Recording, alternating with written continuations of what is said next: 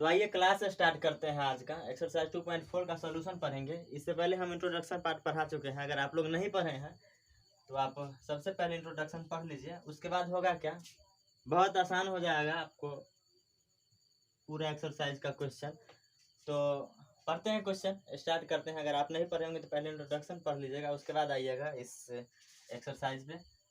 तो पढ़ते हैं। बताइए कि निम्नलिखित बहुपदों में से किस बहुपद का एक गुणनखंड x+1 है। आपके क्वेश्चन दिए गए हैं, यहाँ है 4 बहुपद है और बताना है कि x+1 जो है इन चारों में से किसका गुणनखंड है या नहीं है। तो देखिए, हम फैक्टर थ्योरम में हम पीछे पढ़ चुके हैं, पीछे इंट्रोडक्शन में फैक्टर थ्योरम में जो कि 2.4 का इंट्रो में हम लोग पढ़ चुके हैं कि x - a p of x का गुणनखंड होता है यदि p ऑफ a बराबर 0 हो। ठीक है, x - a जो है p ऑफ x का गुणनखंड होता है यदि p ऑफ a बराबर क्या होगा, 0 होगा। ठीक है, तो हम इसी के अनुसार जो है हम क्वेश्चन सॉल्व करते हैं। तो होता क्या कि हम इसको पूरा px मान लेते हैं। तो लिखते हैं px क्या है, x⁻3 है प्लस x⁻2 है प्लस x है प्लस 1 है। अब देखिए, ये x+1 को हम x - a से रिलेट करेंगे। क्या करेंगे, x+1 को हम x - a से रिलेट करेंगे। तो देखिए यहाँ पर रिलेट करते हैं x +1 को हम अगर x - a से रिलेट करते हैं तो बताइए a का वैल्यू क्या आता है, -1 आएगा कि नहीं। a का वैल्यू क्या आएगा, -1 आएगा। तो a का वैल्यू जब -1 आएगा तो यहाँ पर क्या होना चाहिए, p ऑफ a जो है, सॉरी हम सबसे पहले लिख लेते हैं कि a बराबर क्या है, -1 है ना।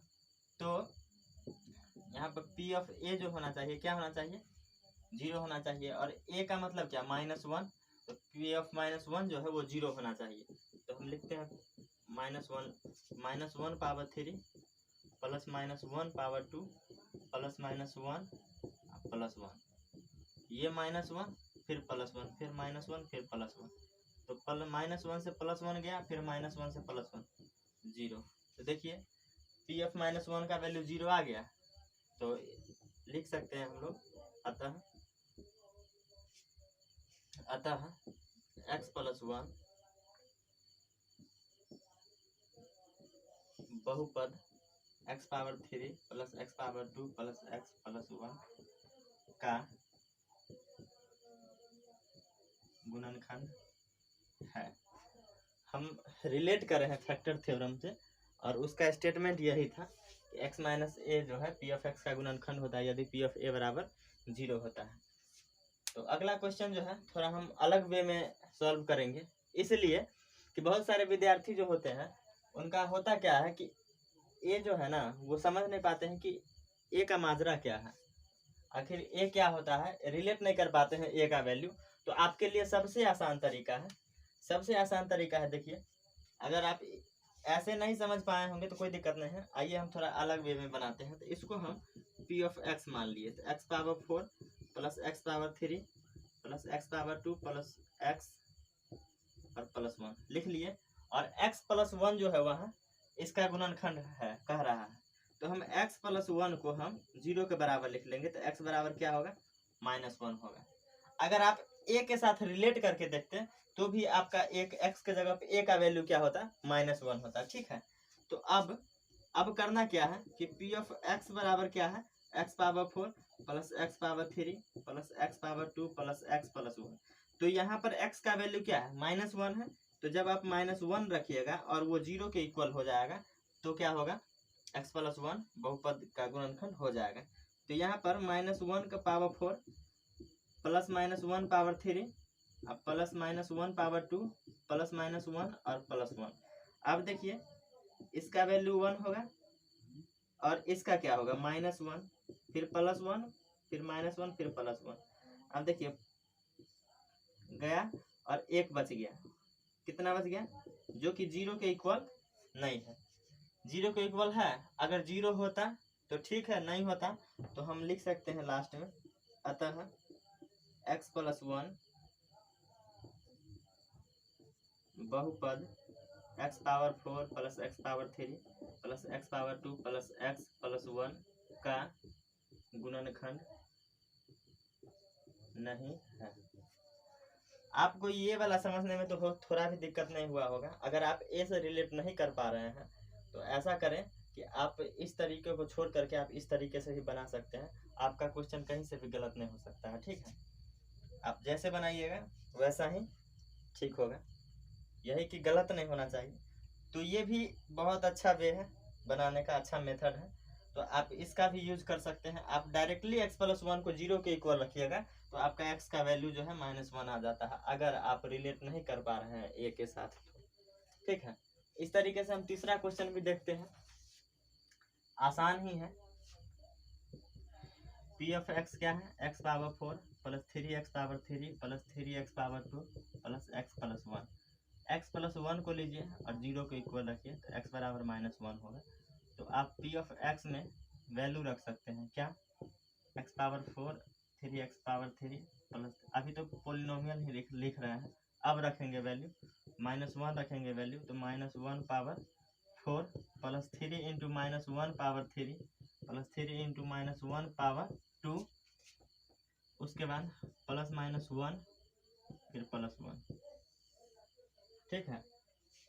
ये 1 हो गया और ये क्या होगा, -3 होगा, +3 -1 +1, -3 + 3 गया, -1 + 1 गया, 1 बच गया, जो कि क्या है, 0 के इक्वल नहीं है। अतः लिख सकते हैं x + 1 जो है बहुपद, कौन सा बहुपद है, x⁴ + 3x⁴ 3 + 3x⁴ 2 + x + 1 का गुणनखंड बहुत इजी क्वेश्चन है। इस तरीके से आप इसका भी सॉल्यूशन कर सकते हैं, हम कर ही देते हैं। लिखते हैं p(x) क्या है, x⁴ 3 - x⁴ 2 - 2 + √2 x + √2, ठीक है। तो x + 1 = 0 लिखेगा तो x = -1, x + 1 आया कहाँ से, यहाँ से आया, सबके लिए है, ठीक है। अब p(x) में मान रख दीजिएगा आप, -1 पावर 3, फिर -1 पावर 2, फिर -2 + √2 -1 होगा, फिर +√2 होगा, -1 हो गया, +1 हो गया, 2 + √2 जो है ये प्लस में आ गया पूरा, अब +√2, ठीक है। ये -1 होगा, ये दोनों गया काम से, और 2 जो बच गया वो 0 के इक्वल नहीं है। अतः x + 1 बहुपद x⁴ 3 - x⁴ 2 - 2 + √2x + √2 का गुणनखंड नहीं है। नहीं है इसलिए क्योंकि 0 नहीं आया, ठीक है। तो आइए अगला क्वेश्चन देखते हैं। फिर वही बात जो हम क्वेश्चन नंबर 1 में करे हैं वही बात यहाँ भी करना है। कह रहा है कि गुणनखंड पर में लागू करके बताइए कि निम्नलिखित स्थितियों में से प्रत्येक स्थिति में g(x) जो है p(x) का एक गुणनखंड है या नहीं। वही बात हो गया कि x - a p(x) का गुणनखंड होता है यदि p(a) बराबर क्या होगा, 0 होगा। अगर देखिए इसको, अगर x + 1 को अगर x - a से रिलेट करिएगा तो a बराबर क्या होगा, -1 होगा। और p(x) में आप अगर p(a) डाल करके बनाते हैं, a मतलब -1 डाल करके बनाते हैं, अगर 0 आता है तो p(x) जो है किसका गुणनखंड है, g(x) जो है p(x) का गुणनखंड होगा, ठीक है। तो चलिए बनाते हैं। हम जो है a से रिलेट नहीं करेंगे, अपना देखेंगे, देखिए माना कि लिख लेते हैं, माना कि जी ऑफ एक्स को हम क्या मान लेते हैं, जीरो। जी ऑफ एक्स को हम जब जी ऑफ एक्स को हम जीरो के बराबर जब लिखेंगे, इसका मतलब एक्स प्लस वन बराबर क्या होगा, जीरो होगा, तो एक्स बराबर माइनस वन होगा। अब देखिए पी ऑफ एक्स क्या दिया हुआ है, 2x power 3 plus x power 2 minus 2x minus one. अब आप x का मान इसमें रखिए, x का मान क्या है, माइनस वन है। 2 into minus one power 3 plus minus one power 2 minus 2 into minus one minus one. अब देखिए 2 इंटू ये माइनस वन होगा, ये प्लस वन होगा, ये प्लस 2 होगा और माइनस वन होगा। माइनस 2 को माइनस वन से गुना करें तो प्लस 2 होगा, ये अकेले माइनस वन रह गया, ठीक। तो माइनस 2 हो गया, plus one plus 2 minus one. अब देखिए माइनस वन को प्लस वन से करा दिए दोस्ती और प्लस 2 को माइनस 2 से करा दिए दोस्ती, तो बच गया क्या, कोई नहीं, जीरो बच गया, ठीक है, जीरो बच गया। तो मकसद ही था कि जीरो आए, जीरो आ गया तभी तो जी ऑफ एक्स जो है पी ऑफ एक्स का गुणनखंड होगा। तो लास्ट में हम लिख सकते हैं कि अतः जी ऑफ एक्स जो है बहुपद पी ऑफ एक्स का गुणनखंड है। बस इतना ही बताना था। अगर आप नहीं समझे अभी भी तो आइए अगला क्वेश्चन आपको हम समझाते हैं। जी ऑफ एक्स को हम मान लेते हैं, माना कि जी ऑफ एक्स जो है उसको हम जीरो के बराबर मान लेंगे, तो एक्स प्लस 2 भी क्या हो जाएगा, जीरो। तो एक्स का मान क्या होगा, माइनस 2। समझ में आ रहा है ना बात। अब पी ऑफ एक्स में हम एक्स का वैल्यू माइनस 2 रखेंगे, तो लिख लेते हैं P of x x power 3 plus 3x power 2 plus 3x plus 1, ठीक है। अब माइनस 2 रखिएगा, माइनस 2 का पावर 3 प्लस 3 इंटू माइनस 2 का पावर कितना, 2 प्लस 3 इंटू माइनस 2 और लास्ट में क्या है, प्लस 1 है, तो ये माइनस 8 हो जाएगा। प्लस 3 इंटू ये कितना होगा, प्लस 4 होगा और माइनस 6 होगा, माइनस 6 होगा ना, प्लस 1 होगा, तो माइनस 8 प्लस कितना 12 माइनस 6 प्लस 1। प्लस वाला को एक साथ जोड़िएगा, 12 एक 13, माइनस वाला को एक साथ जोड़िएगा तो माइनस 1, जो कि क्या है, जीरो नहीं हुआ, जीरो के इक्वल नहीं हुआ। लिख सकते हैं आप, अतः जी ऑफ एक्स बहुपद पी ऑफ एक्स का गुणनखंड नहीं है। बस यही बात ना हम लोग पहला क्वेश्चन में पढ़े हैं। थोड़ा सा क्या है कि पूछने का यहाँ तरीका चेंज कर दिया, तो इसी में होता क्या है कि घबरा जाते हैं कि अब क्या दे दिया, लेकिन बात तो वही है, लेकिन थोड़ा सा क्या किया कि तरीका चेंज कर दिया पूछने का। अब देखिए फिर वहाँ पर भी जो किए थे वो बात हम यहाँ पर भी करेंगे। तो हम जी ऑफ एक्स को हम जीरो के इक्वल लिखेंगे, इसका मतलब एक्स माइनस 3 इक्वल टू 0 और एक्स इक्वल टू 3। अब की बार एक्स का वैल्यू हम 3 रखेंगे पी ऑफ एक्स में, तब देखते हैं कि जीरो आता है कि नहीं आता है। लिखते हैं अब क्या करना है, तो पी ऑफ एक्स लिख लेते हैं, क्या है, एक्स पावर 3 है माइनस 4x पावर 2 है प्लस एक्स है प्लस क्या है 6 है, और एक्स का वैल्यू क्या रखना है, 3 रखना है। एक्स का वैल्यू क्या रखना है, 3 रखना है, तो 3 का पावर 3 माइनस 4 इंटू 3 का पावर 2 प्लस 3 और प्लस 6, तो ये 3 तिया 9 तिया 27 हो गया।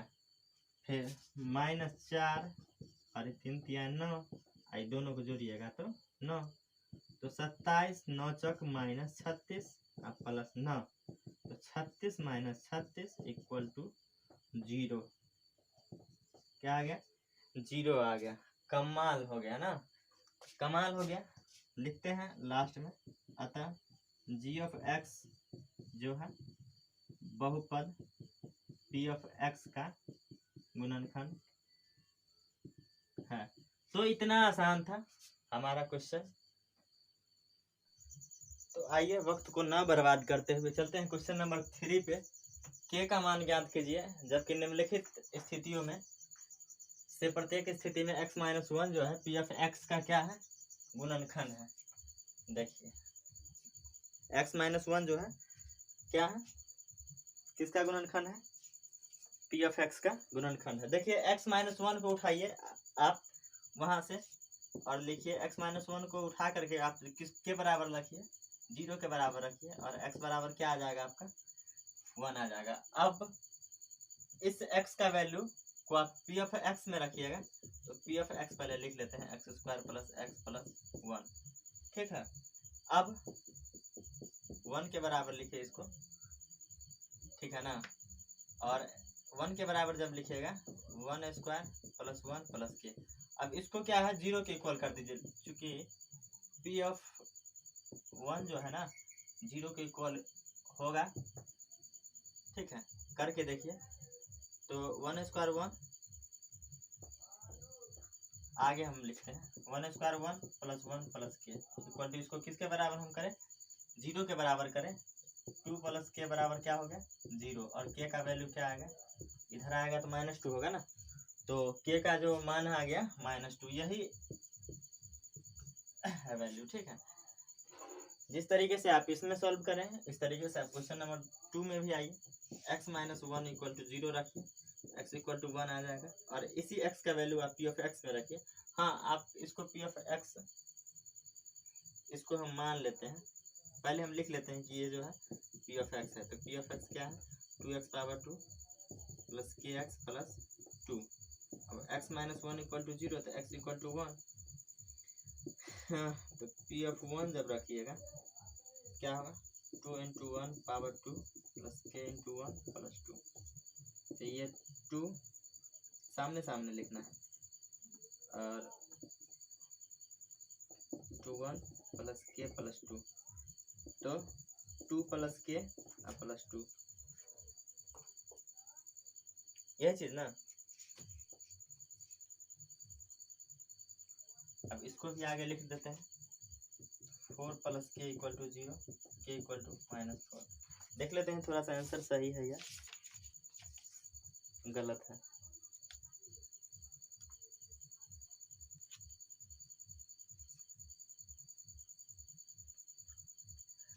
हम कुछ गलत बना दिए,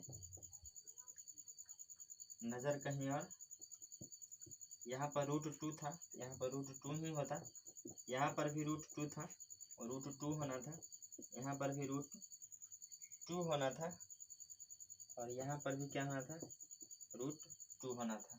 तो के का जो वैल्यू है माइनस में 2 प्लस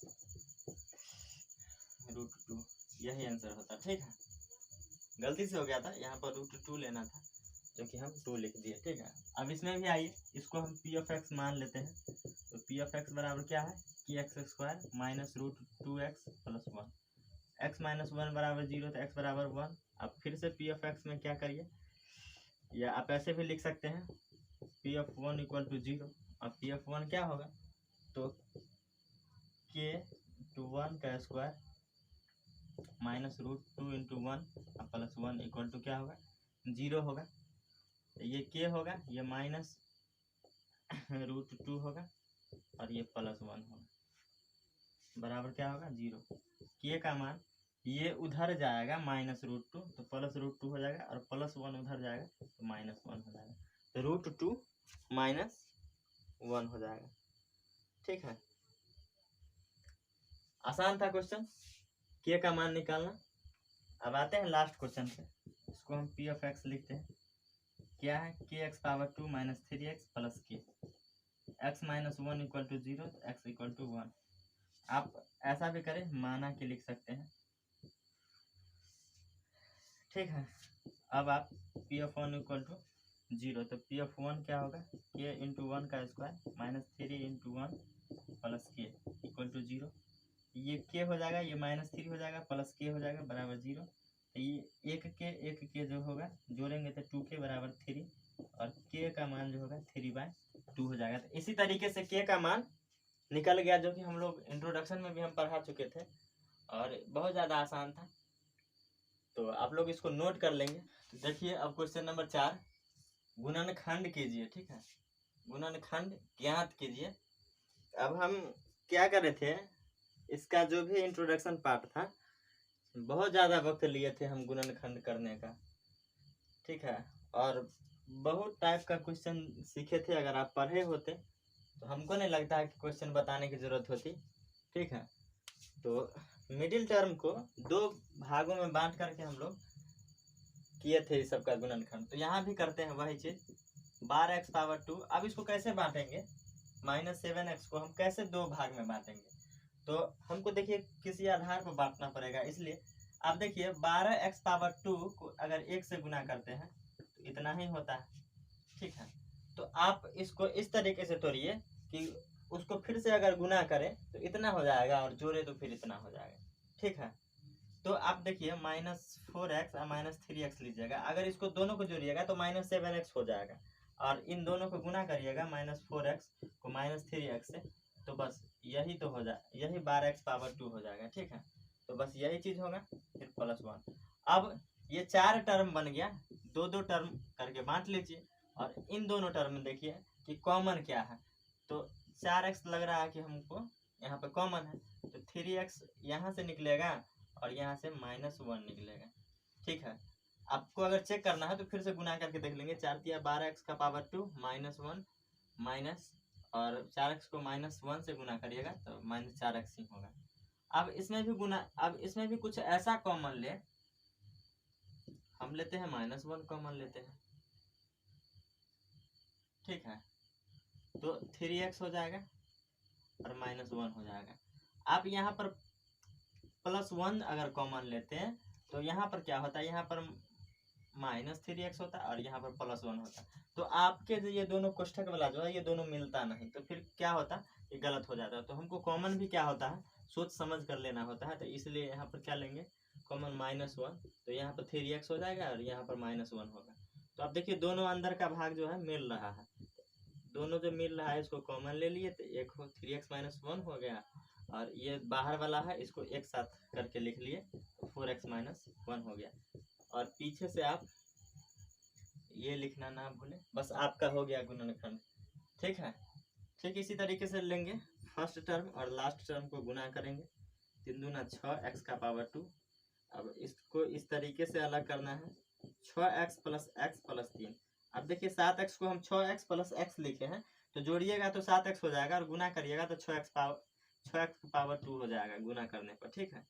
अब इस 2 को एक साथ लीजिए, इस 2 को एक साथ लीजिए।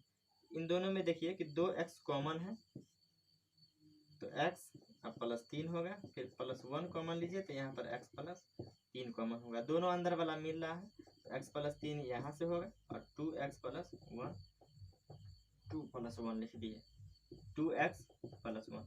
बहुत ज़्यादा भारी भी नहीं है और आसान तो है। और आसान कब होगा, जब आप इंट्रोडक्शन पढ़े होंगे तब होगा, ठीक है। हम इसको मिटा देते हैं, तब आपके लिए आसान हो सकता है, वरना नहीं होगा, ठीक है। फर्स्ट लास्ट वाला को गुना करिए, -36x⁻² होगा। अब हम 5x को हम कैसे अलग अलग करके लिखे, गुना करने पर इतना हो जाएगा। तो देखिए 6x⁻², उसके बाद -9x +9x -4x। 9x में से 4x घटाइएगा तो कितना बचेगा, 5x ही बचेगा, ठीक है। गुना करिएगा, 9x को -4x से गुना करिएगा तो -36x⁻² होगा। हम पहले ही बोले थे आपको प्रैक्टिस की जरूरत है, जब आप प्रैक्टिस करिएगा तो आप समझ जाइएगा, ठीक है। अगर आप फिर भी नहीं समझ पाते हैं तो आप वीडियो को पॉज करिए, फिर समझिए कि हम क्या बोले हैं, कैसे लिखे हैं इस टर्म को हम, ठीक है। तब आप समझ पाइएगा बिल्कुल ठीक तरीके से। फिर हम दो करके हम कॉमन लेते हैं। इसमें देखिए 3x कॉमन है, तो यहाँ पर से 2x हो जाएगा, मल्टीप्लाई करिएगा तो 6x⁻² हो जाएगा, फिर +3 हो जाएगा। जब मल्टीप्लाई करिएगा 3 को 3x से तो 9x हो जाएगा। अब इसमें भी देखिए -2 कॉमन हमको लगता है शायद, तो यहाँ पर 2x हो जाएगा और +3 हो जाएगा, ठीक है। अंदर वाला मिल रहा है, 2x + 3 एक साथ लिख लेंगे, और बाहर वाला को एक साथ लिख लेंगे 3x - 2। यही तो बहुत इजी है। एक लास्ट क्वेश्चन है। 4 तिया 12x पावर 2 माइनस एक्स को हम कैसे लिखें? देखिए कैसे लिखते हैं। 3x पावर 2 उसके बाद 12x है ना, तो देखिए माइनस 12x पावर 2 होगा। ठीक है, अब देखिए अब लेते हैं -4x अब +3x -4x और 3x को जोड़िएगा तो -x होगा और इन दोनों को गुना करिएगा तो -12x पावर 2 होगा। ठीक है, अब इसमें देखिए इन दोनों में कॉमन क्या है? x कॉमन है तो 3x - 4 हो गया। अब इन दोनों में क्या कॉमन है? 1 लगता है कॉमन, तो 3x - 4 हो गया।